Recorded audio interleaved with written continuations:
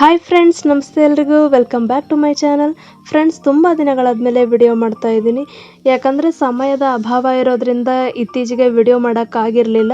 ಇವಾಗ ಸಮಯದಲ್ಲಿ ಬಿಡುವು ಮಾಡಿಕೊಂಡು ವಿಡಿಯೋ ಮಾಡ್ತಾ ಇದ್ದೀನಿ.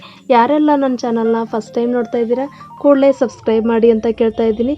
ಫ್ರೆಂಡ್ಸ್, ಇವತ್ತಿನ ವಿಡಿಯೋದಲ್ಲಿ ಮನೆಯಲ್ಲೇ ಪಾಸ್ತಾ ಹೇಗೆ ಮಾಡೋದು ಅಂತ ಎಲ್ರಿಗೂ ಗೊತ್ತಿರುತ್ತೆ. ನಾನು ಯಾವ ರೀತಿ ಪಾಸ್ತಾನ ಮಾಡ್ತೀನಿ ಅಂತ ನಾನು ಮನೇಲಿ ಮಾಡೋ ರೆಸಿಪಿನ ಇಲ್ಲಿ ಶೇರ್ ಮಾಡ್ತಾ ಇದ್ದೀನಿ. ಮೊದಲನೇದಾಗಿ ನಾನು ಒಂದು ಬೌಲಲ್ಲಿ ಒಂದು 500 ಗ್ರಾಮಷ್ಟು ಪಾಸ್ತಾನ ತೆಗೆದುಕೊಂಡಿದ್ದೀನಿ. ಹಾಗೆ ಸ್ವಲ್ಪ ಒಂದು ದಪ್ಪದಾಗಿರೋ ಕ್ಯಾರೆಟು, ಒಂದು ದಪ್ಪದಾಗಿರೋ ಈರುಳ್ಳಿ, ಹಾಗೆ ಒಂದು ಟೊಮ್ಯಾಟೊ, ಹಾಗೆ ಸ್ವಲ್ಪ ಚಿಲ್ಲಿ ಫ್ಲೇಕ್ಸ್ ತೊಗೊಂಡಿದ್ದೀನಿ, ಸ್ವಲ್ಪ ಕೊತ್ತಂಬರಿ ಸೊಪ್ಪು ತೊಗೊಂಡಿದ್ದೀನಿ, 5 ರಿಂದ 6 ಬೆಳ್ಳುಳ್ಳಿ ತೊಗೊಂಡಿದ್ದೀನಿ. ಮಸಾಲೆಗೋಸ್ಕರ ಅಚ್ಚ ಖಾರದ ಪುಡಿ, ಸ್ವಲ್ಪ ಗರಂ ಮಸಾಲ, ಸ್ವಲ್ಪ ಪೆಪ್ಪರ್ ಪೌಡರ್ ಕೂಡ ತೊಗೊಂಡಿದ್ದೀನಿ. ಒಗ್ಗರಣೆಗೆ ಬೇಕಷ್ಟು ಎಣ್ಣೆ, ಹಾಗೆ ಸ್ವಲ್ಪ ಟೊಮೆಟೊ ಕೆಚಪ್ ಕೂಡ ತೊಗೊಂಡಿದ್ದೀನಿ. ಬೇಕಾಗಿರುವ ಸಾಮಗ್ರಿ ನೋಡಾಯಿತು. ಇವಾಗ ಮೊದಲನೇದಾಗಿ ಒಂದು ಪಾತ್ರೆಯಲ್ಲಿ ನೀರನ್ನು ಬೇಯಿಸೋಕ್ಕಿಟ್ಟಿದ್ದೀನಿ. ಬೇಯ್ತಾ ಇರೋ ನೀರಿಗೆ ನಾನು ಸ್ವಲ್ಪ ಉಪ್ಪನ್ನು ಸೇರಿಸ್ತಾ ಇದ್ದೀನಿ, ಹಾಗೆ ಸ್ವಲ್ಪ ಎಣ್ಣೆನ ಸೇರಿಸ್ತಾ ಇದ್ದೀನಿ. ಇವಾಗ ನೀರು ಚೆನ್ನಾಗಿ ಕುದಿ ಬರೋವರೆಗೂ ಬಿಡಬೇಕು. ಇವಾಗ ನೋಡಿ, ಚೆನ್ನಾಗಿ ಕುದಿ ಬರ್ತಾ ಇದೆ.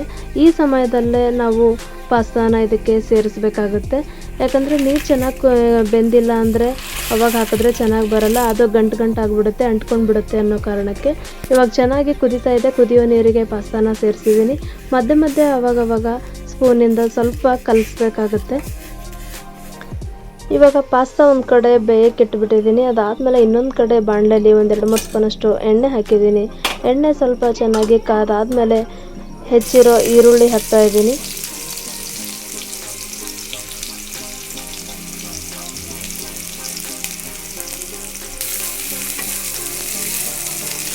ಈರುಳ್ಳಿ ಸ್ವಲ್ಪ ಫ್ರೈ ಆಗಿದ ನಂತರ ಉಳಿದಿರೋ ತರಕಾರಿಗಳೇನಿತ್ತು, ಕ್ಯಾರೆಟ್ ಹಾಕ್ತಾ ಇದ್ದೀನಿ.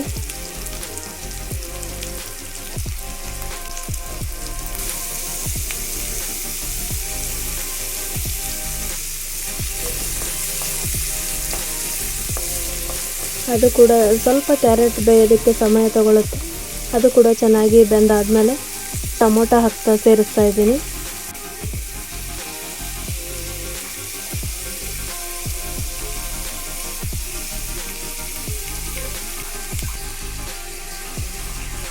ಇವಾಗ ಎಲ್ಲ ತರಕಾರಿಗಳು ಆಲ್ಮೋಸ್ಟ್ ಬೆಂದಿದೆ. ಇವಾಗ ನಾನು ಇದಕ್ಕೆ ಚಿಲ್ಲಿ ಫ್ಲೇಕ್ಸನ್ನು ಸೇರಿಸ್ತಾ ಇದ್ದೀನಿ. ಚಿಕ್ಕ ಮಕ್ಕಳಿದ್ದಾಗ ನಾವು ಸ್ವಲ್ಪ ಸ್ಪೈಸಿನ ಕಡಿಮೆ ಮಾಡಬೇಕಾಗುತ್ತೆ. ಚಿಲ್ಲಿ ಫ್ಲೇಕ್ಸಿಂದ ಅಷ್ಟೊಂದು ಖಾರ ಏನು ಬಿಡೋದಿಲ್ಲ. ಇವಾಗ ಸ್ವಲ್ಪ ರುಚಿಗೆ ತಕ್ಕಷ್ಟು ಉಪ್ಪು ಹಾಕ್ತಾ ಇದ್ದೀನಿ. ನಾನು ಬೇಯಿಸ್ಬೇಕಾದ್ರೇ ಪಾಸ್ತಾ ನೀರಲ್ಲೂ ಸ್ವಲ್ಪ ಉಪ್ಪನ್ನು ಸೇರಿಸಿದ್ದೆ, ಹಾಗೆ ಸಾಸಲ್ಲೂ ಕೂಡ ಉಪ್ಪಿರುತ್ತೆ. ಇವಾಗ ನೋಡಿ, ಸ್ವಲ್ಪ ಬೆಳ್ಳುಳ್ಳಿನ ಸೇರಿಸ್ತಾ ಇದ್ದೀನಿ, ಕಟ್ ಮಾಡಿ ಇಟ್ಕೊಂಡಿರೋ ಬೆಳ್ಳುಳ್ಳಿನ. ಎಲ್ಲನೂ ಚೆನ್ನಾಗಿ ಮಿಕ್ಸ್ ಮಾಡಬೇಕು.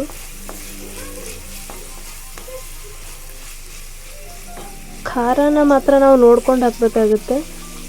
ಕೆಲವೊಬ್ಬರಿಗೆ ಸ್ಪೈಸಿ ಬೇಕಾಗುತ್ತೆ, ಕೆಲವೊಬ್ಬರಿಗೆ ಕಡಿಮೆ ಬೇಕಾಗುತ್ತೆ. ಇವಾಗ ನೋಡಿ, ಎಲ್ಲ ಮಸಾಲ ಪದಾರ್ಥಗಳನ್ನೆಲ್ಲ ಸೇರಿಸ್ತಾ ಇದ್ದೀನಿ. ಪೆಪ್ಪರ್ ಪೌಡರು, ಮತ್ತು ಗರಂ ಮಸಾಲ ಆಗಿರ್ಬೋದು, ಅಚ್ಚ ಖಾರದ ಪುಡಿ ಆಗಿರ್ಬೋದು.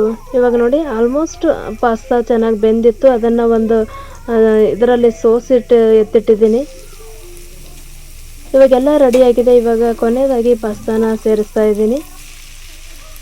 ನೋಡಿ, ಎಷ್ಟು ಚೆನ್ನಾಗಿ ನೀಟಾಗಿ ಒಂದಕ್ಕೊಂದು ಅಂಟ್ಕೊಳ್ತಾ ಇಲ್ಲ, ಅಷ್ಟು ಚೆನ್ನಾಗಿ ಬೆಂದಿದೆ.